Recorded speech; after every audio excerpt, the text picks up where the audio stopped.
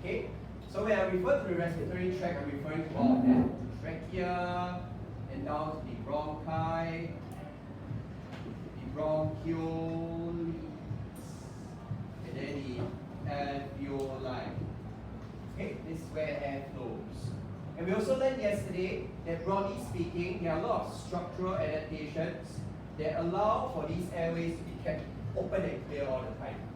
From the C-shaped cartilage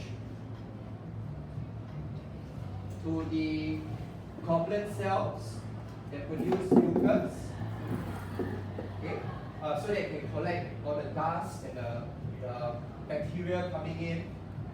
You also have your smooth muscles. This can also serve as a regulation of, preventing things from entering.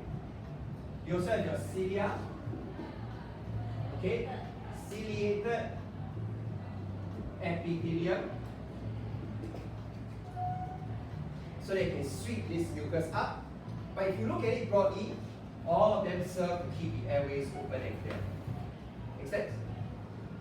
Today, we may focus our attention on some of the adaptations of the alveoli, the air sacs, to look at how it's adapted so that air can really exchange between your lungs and the blood. Somehow, the air, the oxygen that you breathe in, needs to enter your blood system so that it can be transported across the body. Right? How? Right? It happens at the alveoli. And that's what we're going to focus on later on, gas exchange. Other parts that I can focus on are the parts that deal with your breathing. Breathing mechanism. And the parts involved are, number one, your rib cage. Okay, and in between the ribs, you have your intercostal muscles. And you need to know that there is an internal one and an external one. And yesterday, we had an idea of how these muscles work together. Okay, this is your spine. Okay, so this means this is my body at a side view. And I enlarge, just look at two ribs. Okay, pull it out. This is the sternum. This part over here, I look at the side. This is my sternum. This is my spine. And if I'm just looking at two ribs, very often you'll find a set of muscles external and a set of muscles internal. External ones are the ones you can actually touch. I'm not trying to, if you breathe in, whether you can feel your muscles also. I can sort of feel it contracting. Okay? When I breathe in, when you breathe in, the muscles that you are specifically contracting are the external intercostal muscles. So, goodness. It wear and tear over the years. As you breathe in, contract your external intercostal muscles, and then your rib cage swings up and out. Okay? When you breathe out, honestly, breathing out is a relaxing process if you choose for it to be. You breathe out, just let go of your ribs. Everything will bounce back into place because there's a lot of connective tissue. We say that it recoils back. But that's passive breathing out. You could breathe out with force. So if you want to breathe out with force, your internal intercostal muscles, you give it a contraction so that you breathe out with force. The additional force helps to expel the air out. Okay? So breathe in and breathe out. Okay? Forcefully. But that's just one part of the story. The other part of the story deals with your diaphragm. Your diaphragm is that big muscle beneath your lungs. Diaphragm. Okay, diaphragm. I always forget that there's a G for diaphragm, so I always call it diaphragm. Okay, when you look at diaphragm, it kind of separates your stomach or your intestines from your lungs. Yeah? So sometimes if you eat until you're super full, your stomach is extremely full, you ever felt like it's quite tough to breathe? Yeah? Because when your stomach is incredibly full, you're also pushing up on your diaphragm, less space for your diaphragm to contract downwards. It makes it harder for you to breathe also. Okay? Some keywords to look at, I believe this all was in your SLS. If I draw a very simplified model of your body, your diaphragm separates all your stomach, your intestines from your lungs above, as well as your heart in the middle. We call this space over here the thoracic, let's spell it correctly, I'm not very sure, thoracic cavity. Thoracic referring to the thorax. Thorax refers to the upper part of your body. Cavity means just a space.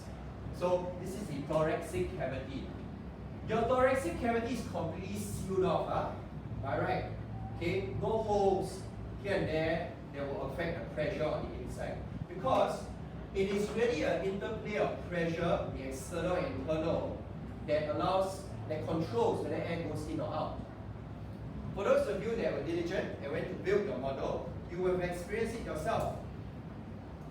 As a child, I had this misconception that when you breathe in or out, it is your lungs that is doing the action. I thought that when I was breathing in as a kid, it was my lungs that was expanding in size. I thought my lungs were muscular. Okay? I thought my lungs were muscular, and that if I want to breathe in, my lungs need to relax, to open up. And if I want to breathe out, then my lungs need to contract like a muscle to squeeze the air out. But your lungs don't function like your heart. They do not. They are really much more like balloons that can expand or contract based on how much air is inside. So then what's controlling the inflow and outflow of air? It has to do mainly with the pressure in the thoracic cavity. So this space inside this container represents the space within your thoracic cavity.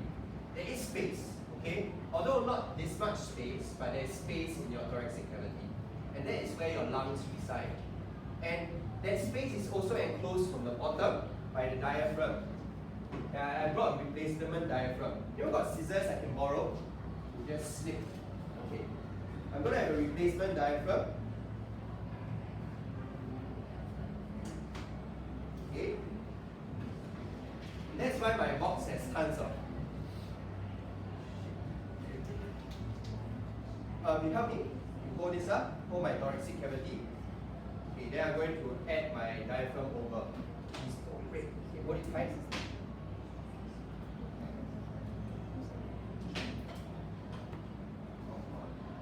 Okay, done. Thank you. Okay, so this is my thoracic cavity. Notice that depending on whether the diaphragm is pushed upwards or flattened down, it affects the inflow and outflow of air. Watch out. When it's arched upwards, you see that the lungs kind of deflate. Then when it flattens down, it kind of inflates, it becomes bigger. But the balloons here are not muscular in nature, right? I'm not doing anything, right, to the balloons directly. It's purely this muscle. So you see the beauty of this muscle? This muscle over here is the main factor controlling the inflow and outflow of air. This muscle is also not directly per se bringing air in. What it's really doing is that it's changing the pressure inside your thoracic cavity.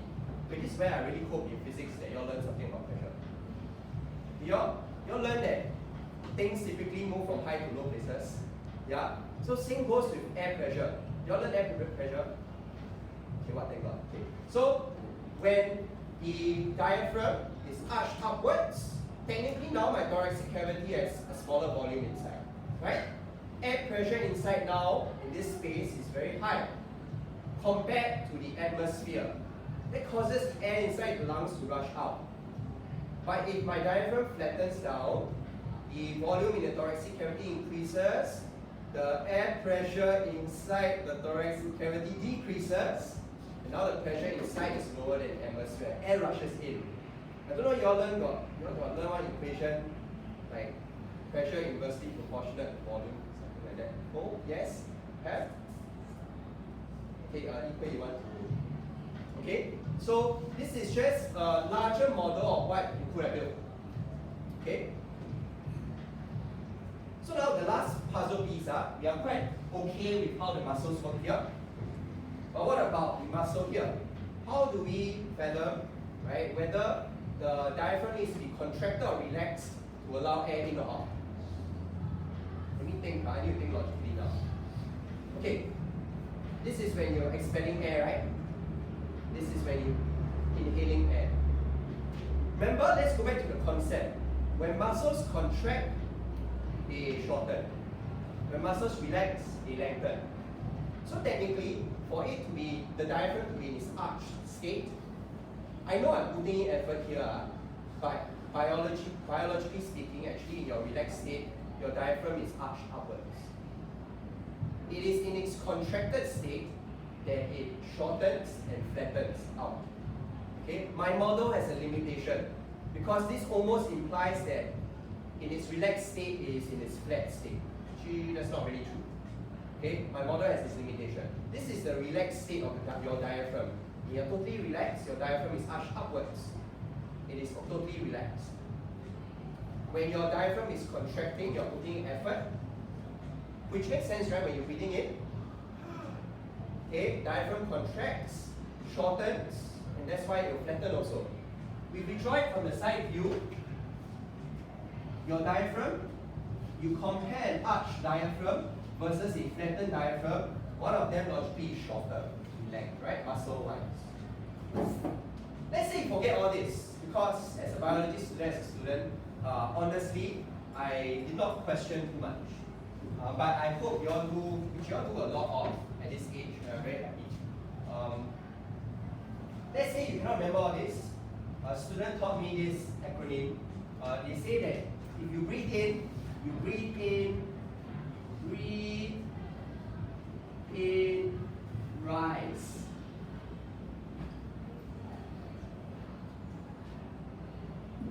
Does that make sense? You relax your internal intercostal muscles and you contract your external intercostal muscles. Okay, again, opposite. I'll be contract. Sorry, breathe out, rise.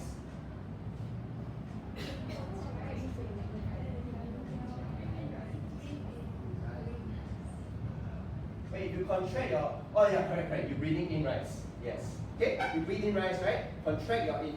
You relax your internal, you contract your external. Yeah? That's what a student taught me. And then they said that, hey, since the diaphragm is also contracting, then you just put R rise. You breathe in rise because you contract your external intercostal muscles as well as the diaphragm. Breathe in. Breathing out will be the opposite. Kind of, depending if you are breathing out passively or forcefully. Okay? But I found this quite useful based on what a student taught me. By truth, you cannot breathe in rise. I heard this story, I don't know true or not, of a boy that breathed in an orange seed and then the orange seed just sprouted within his lungs. Technically, if your immune system doesn't destroy it and somehow your cilia and mucus don't try to sweep it out, I guess it could stay there. Because if you think about it, for a seed to sprout, all it really needs is good moisture, good air, amount of air, right? It doesn't even need the sun, right? Your lungs inside are the best space. Okay, go try it. But you probably can't.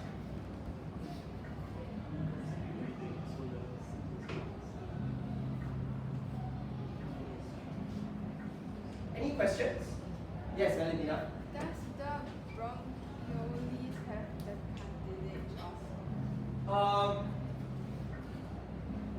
Does it have? Okay, at least in your textbook, it looks like it don't have. If I'm not wrong, it still has. Okay, let me think. I cannot remember. If we look at the diagram in your textbook, I think it kind of implies it doesn't have. Not extremely critical. Not extremely critical. But I think logically speaking, it should have to keep the airways open still. But I think the cartilage past the trachea stage no longer kind of C-shaped. There's no real need to. So it can start to be roundish. Yeah, all the way around. Yes? Would the changes in pressure in the thoracic cavity affect the heart? Oh, okay. That's a good question. If I'm not wrong, no, I do not think it affects, but I cannot remember exactly how the mechanism prevents that from affecting. I may be wrong, but I really recall anatomically speaking that there is some sort of a separation layer that encloses your heart away from your lungs. So although they kind of could touch each other, but there is, I think there is a membrane of some sort. I'm not exactly sure where it is or anatomically speaking how it separates. But since breathing is all to do with pressure, that means to say slight injuries that introduce a hole that prevents you from maintaining pressure can affect breathing. Previous 402, I had one student, that's why I see your blow balloon, I'm very scared. Once there was one student, but I shouldn't laugh lah. But now looking back in hindsight, she also laughed. It was like, we were preparing for Star Symposium. 302 always asked to decorate the hall. So everyone was blowing balloons. So she gung ho, blow many balloons very fast. She blow, right, until her lungs, right, ruptured and then there was one hole. Yeah. So we found out because she started struggling to breathe. Sent her to hospital, did an x-ray, they found a hole. Luckily they found that hole. Because had it been left that way, she will really have struggled to breathe and eventually that hole could enlarge also. Wow, it was very scary because it reached a point where that hole couldn't really seal and heal, so they had to make an incision directly into her lungs. And then after that, they had to regulate the pressure using a machine. So, and then the period was when COVID first struck. Then she also cannot go home, nobody could visit. They only allow one adult, yeah, which was the one who brought her in. So after that, I had to visit her very often to see how she's going on. And it was very, very scary. She had to go for surgery to really help to maintain that pressure. Eventually that hole sealed up. Also, let's say you break your ribs and then the rib cage punctures the membrane that encloses the thoracic cavity, also can affect your pressure.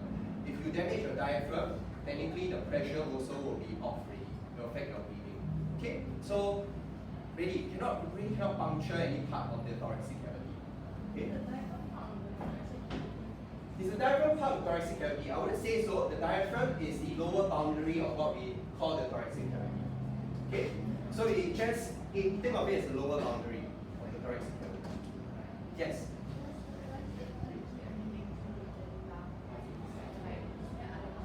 Okay, I would say a thoracic cavity is just a space. So logically speaking, in that space, other than the lungs, there's a heart in there. Yeah?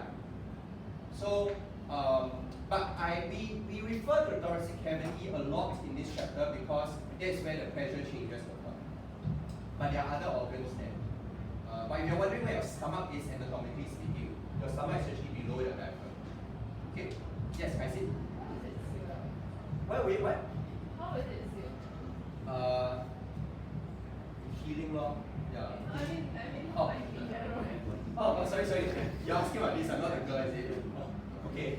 How is this airtight, is it?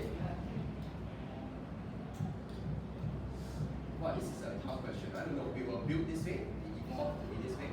How is it sealed up? Tissue? Cells? Membranes? Sorry? And what? No, there are enough layers, right, to prevent air from diffusion to really affect this process. Okay? Anyway, right, you also have your skin, right? You also have your skin, your rib, many layers of muscle. Air is not going to just diffuse into your lungs. I wish, then we don't need to breathe already. Yeah? Yes? Then like does the esophagus like go through the thoracic cavity? The esophagus is the entryway into the thoracic cavity. Kind of like this one. Oh, sorry. That's the esophagus, not the what do you call it? The trachea. The esophagus, is it? It goes downwards. Actually, your diaphragm got one hole that the esophagus will go through, and then after that, it will link to the stomach. So your diaphragm has that one gap, but just enough space for the esophagus to pass through to the stomach. Yeah, if you look at a lot of anatomical, if you can find 3D models online, if you just isolate the diaphragm aside, there's just one hole, and that's where the esophagus passes through. I'm not sure if that hole is connected to the esophagus such that there isn't like gaps here and there. Yeah, but there is that gap. Okay. Okay, so that is the first part of today's lesson. Diaphragm. You can expect that this mechanism of breathing is something that you can find in structured questions. In essays, it may ask you to describe and outline what will happen if someone is breathing in or out passively or out actively forcefully. Essays. Another way we may assess your understanding of this particular part is in pressure graphs. So I'll give you an example.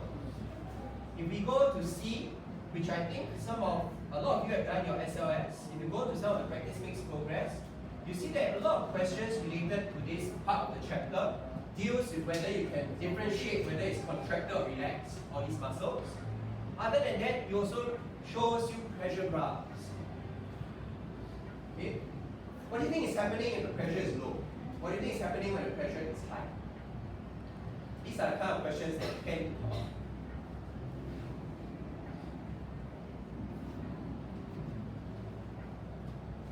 Okay? Yes?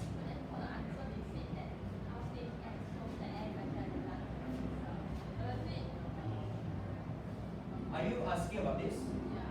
What causes a change in air pressure during stage X? Okay, stage X, you find that the pressure. You all done this question? Okay, we try this out. You see that in stage X, you find that the pressure increases and then decreases, right? If you ever see a pressure graph, usually there is some sort of midline. Okay, usually there's some sort of a midline. You take that midline as atmospheric pressure. Okay? So that's usually how I'll approach this question. Take this dotted line as atmospheric pressure. So you can see in this graph of pressure changes in the lungs, you find that there's one point the pressure inside the thoracic cavity is lower than the atmosphere. There's one point where the pressure in the thoracic cavity is higher than the atmosphere. Thoracic cavity, lungs. Okay, so how do you tell whether here or here if a person is breathing in or out? How do you tell? Okay, it goes back to this. If you want to breathe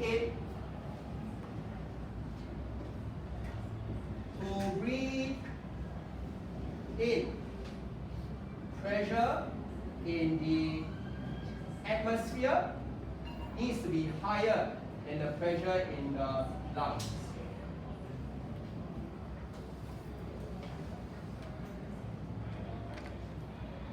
Correct? You want to breathe in. If you want to breathe out, pressure in the atmosphere needs to be lesser than the pressure in the lungs or the thoracic cavity. Alright? So usually you will see a graph like that. They will show you some sort of dotted line. Usually what they're trying to show you is the atmospheric pressure. Then we look at which stage is the air pressure lower than atmospheric pressure, which stage is it higher than atmospheric pressure, and we can figure out if the person is breathing in or out at that stage. So just broadly speaking, between here and here, at which point is the person breathing in? Okay, breathing in. Here, pressure is actually lower, the graph is underneath atmospheric pressure. So this stage, the person is breathing in. This stage, the person is breathing out. The pressure is generally higher than that of the atmospheric pressure. Still following? Even as a student, I find the conclusion comes with, hey, how come the pressure is low, but then it starts to increase? Why was the pressure high, then it starts to decrease towards atmospheric pressure? Then you have to understand that breathing is not a static snapshot in time. It is a process that is continuously happening. Here, we agree that since pressure in the lungs is lower than that of the atmosphere, air is coming in, correct? But as air is coming in, wouldn't the pressure inside and outside start to equilibrate, eventually reaching atmospheric pressure? That's why you observe that the pressure starts to increase. It is increased not by action of your diaphragm muscles and so on and so forth. It is because air is rushing in and the pressure is starting to equilibrate to atmospheric pressure. It's not like you can breathe out constantly and there's no end. There's an end, and the end is a result of the pressure inside and outside being the same. Similarly, when pressure is higher than that of the atmospheric pressure, you breathe out. But the pressure decreases eventually to atmospheric pressure because as more air leaves your lungs, the pressure will eventually be the same inside and out. That's why there's this going back to atmospheric pressure, the dotted line. I love this graph. If you like to, and it often is not found in textbooks, you can copy paste it in your textbook. Okay? I can think of one other question. Then at which point of this graph are the muscles really contracting and relaxing? Okay? Another way to look at this question is maybe an MCQ. This segment here is A, this segment here is B, this is C, this is D. We all agree that at this point over here, you are breathing in, right? But between A and B, when did the external intercostal muscles contract and your diaphragm contract? Now, it happens actually in a split second, in just this short segment. I can tell you that whatever you observe here, we have stretched out the time. God knows how many, this is not in minutes, this is actually in like milliseconds. Because when you breathe in, all the muscles contract up. That happens in a split second, and the pressure change happens in a split second, and your air already starts to rush in as the pressure changes. So what you see here, this graph is artificially stretched out in time so that you can observe changes. So if you don't want to annotate this graph, what you could annotate is this. At this point over here is where the external intercostal muscles contract and the diaphragms contract. That's what causes the pressure change that allows air to eventually come in. Similarly speaking, it is in this region over here where the muscles engage in the relaxed state, or the internal intercostal muscles contract, depending on whether you are forcefully breathing out or passively breathing out. Can you tell from one cycle whether you're forcefully breathing out? Okay, good question. Can you tell if this person is forcefully breathing out or passively breathing out? I think you can't. Unless we have another graph to compare. Maybe you could. I suspect if you forcefully breathe out, the pressure change may be sharper because you are exerting force, and then the effect of breathing out is faster also. So I think if anything, if I have another graph to compare, someone who is forcefully breathing out, this part over here may be steeper because it achieves that pressure faster. This graph is very, very popular.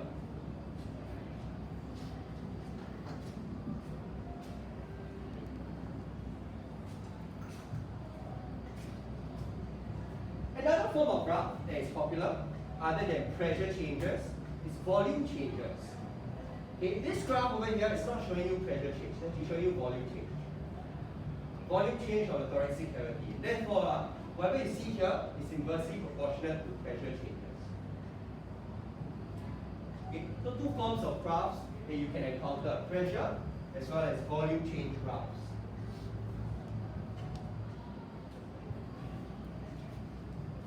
I'll take a pause here and you soak it up.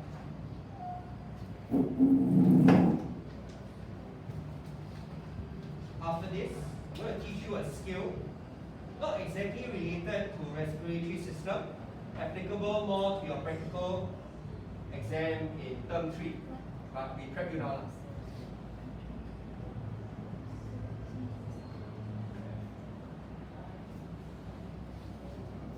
I'd like to introduce to you a new form of drawing.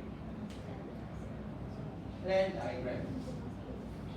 I'd like to argue plan diagrams are way easier than drawing a biological drawing.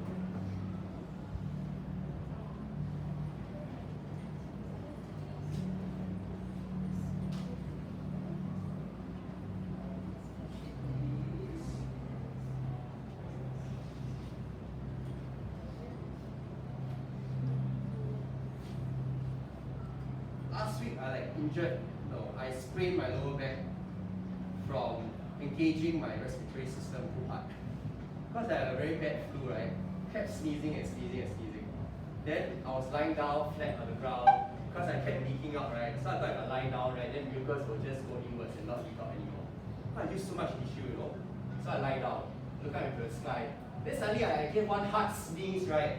Then after that I sprained my lower back. Super lame. Now I cannot bend past a certain point. Yeah, it sounds like a home man problem, right? Okay, today I'd like to introduce you a new form of drawing in biology. In biology, you often need to draw. Okay? This is a part of biology I enjoy because it's really quite unique to the biology subject. We draw as biologists because we want to capture information. Some of you may be wondering, in this day and age, gee, we see a sample, a specimen. Isn't a better skill just be able to take a good photo? Doesn't a good photo capture more information than you need? So why do biologists go about? Why do we put in so much effort drawing? I can think of several reasons why biologists still draw. We draw often to give emphasis to parts of what we are seeing. Because if you were to take a photo of a particular sample, actually there are lots of things there. Sometimes you don't even want to draw all the cells present. We draw for emphasis. Some parts are more important than others.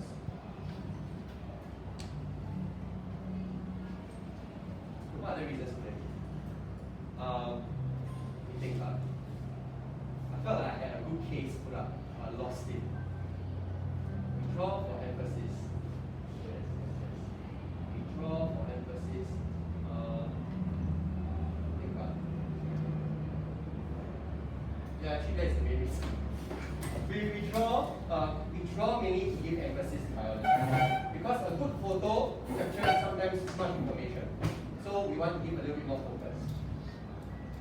So there are two kinds of drawings.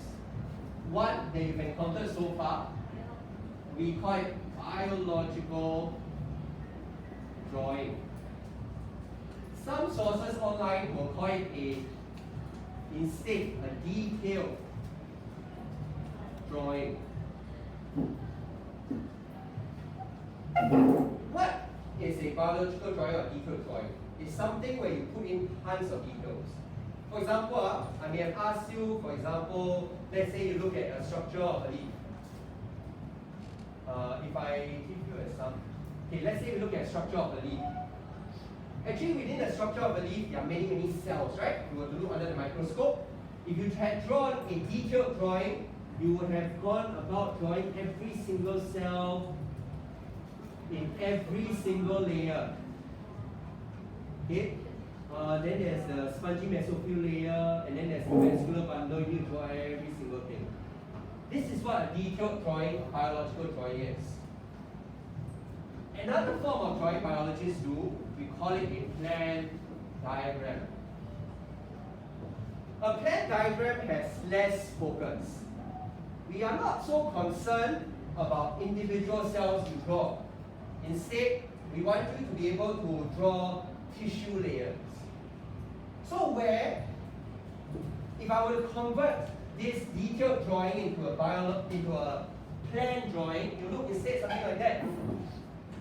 I may instead have, this is the layer of the leaf.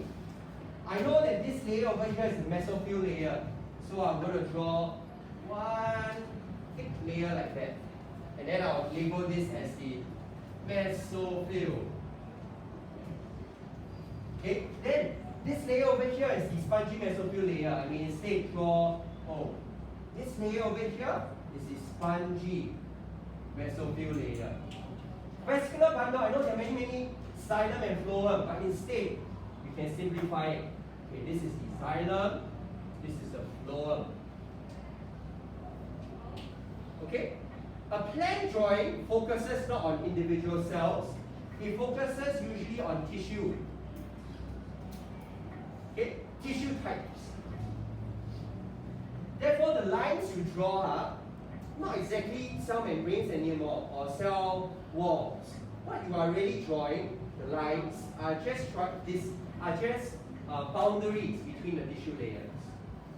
Okay? Each line kind of represents a boundary between the layers of tissue.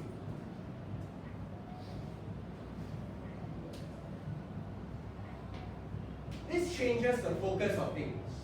You can also imagine why sometimes we may want a plan drawing, sometimes we may want a detailed drawing. Because a plan drawing gives you instead focus on tissue types. When you look at a detailed drawing, you will look at individual cells, how they are all arranged, all the different membrane layers of each cell. The focus is really different. In other words, this one has less focus. This one has high focus.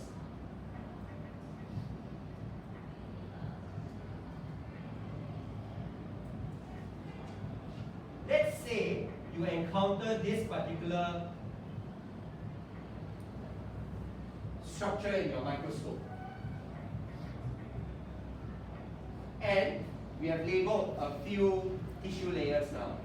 Connective tissue, smooth muscle, the lumen, which is the airway, ciliated epithelium, C-shaped cartilage ring. If you are asked to draw a detailed biological drawing, you will go to the extent, if you look very carefully, there are lots of dots here, you also need to document all those dots. Okay? Because cartilage is not fully solid all the way through. Even when it comes to the cilia layer, you have been drawing individual hairs. Okay. But if you are instead asked to draw a plan diagram of this diagram, how will you draw it?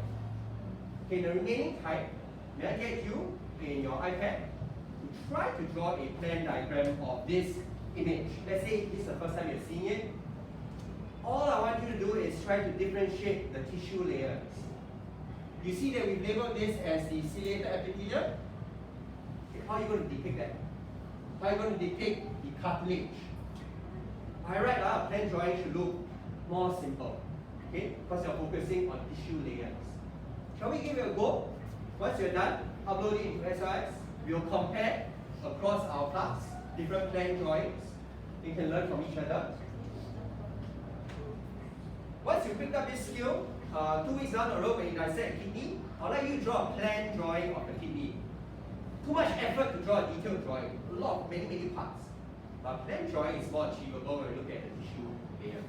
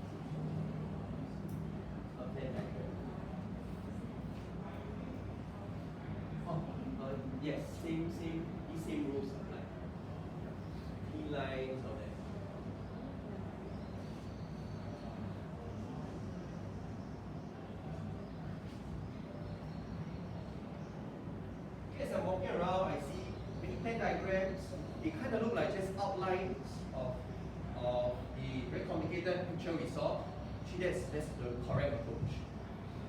We should be seeing kind of like outlines.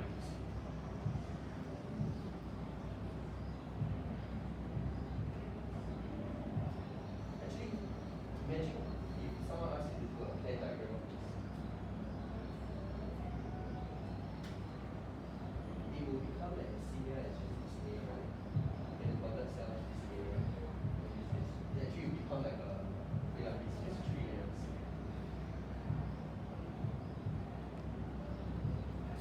Can you erase that? Oh, you can say a plan diagram of the cross section. Yes. Can you still resubmit? Cannot. Oh, same for you, right? Let me see yours. Okay. What is this outer part? Let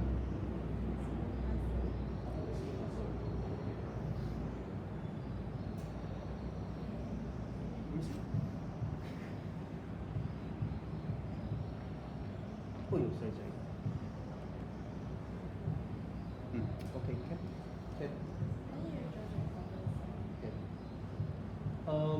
Not represented here. I think don't need. The layer is a bit too thin. Let me see yours, Greg. Okay, broadly speaking, I can tell the tissue layers. Had this been on pencil and paper, then you were to make the lines clear up.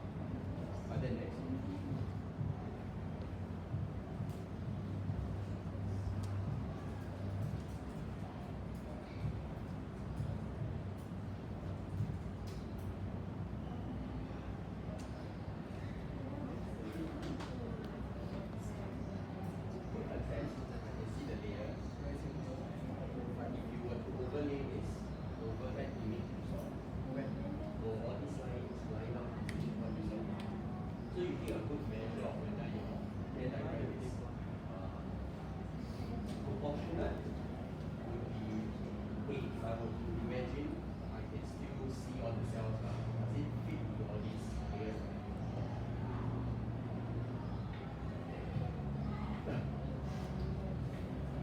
Truthfully, when it comes to practical exam, everyone's specimen is different.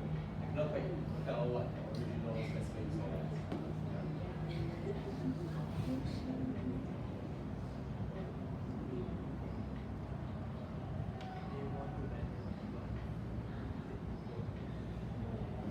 Okay, in the interest of time, I'm also just walking around to look at your drawings immediately. Yeah?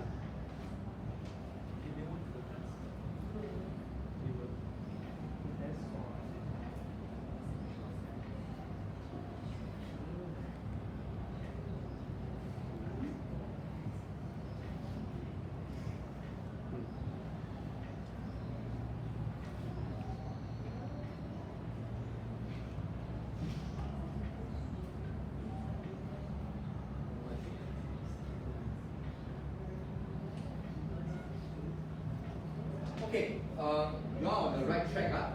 It's good that it looks rather outline-ish, kind of. Yeah. Want to see if anyone submitted? Let me have a look. I see one by Taro. Okay. While you continue to submit, next lesson we feature a few more. But we look at just one sample. Let's look at Taro's one. Yeah? Nice? I think it quite nicely shows the different layers. Yeah? You can immediately kind of see that there are a few layers here. Compared to the picture that we took, it kind of, that picture you took with a human eye, you can properly differentiate the layers and you can draw the layers out.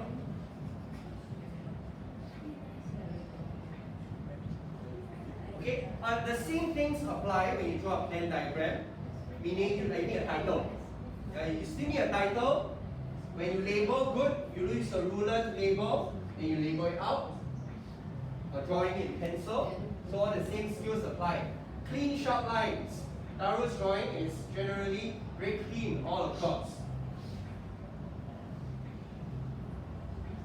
Okay, we look, just anatomically speaking, this is not, I'm not penalizing all of you. Just anatomically speaking, when we look at the smooth muscles, the smooth muscles in theory shouldn't just be one lump over here. It should actually envelope one round, right? Because that's how muscles work. If I want to contract my trachea, it must go one round. It cannot be just one lump over there. So anatomically speaking, that is what it should look like when you draw the layers. But at least for Taru, this is most observable. So that's what she indicated, and she just put one circle on, which is kind of true lah. It's the region where you find smooth muscles. At least from the way we slice this specimen. Maybe from the way we slice this specimen, it's also clear that it goes one loop.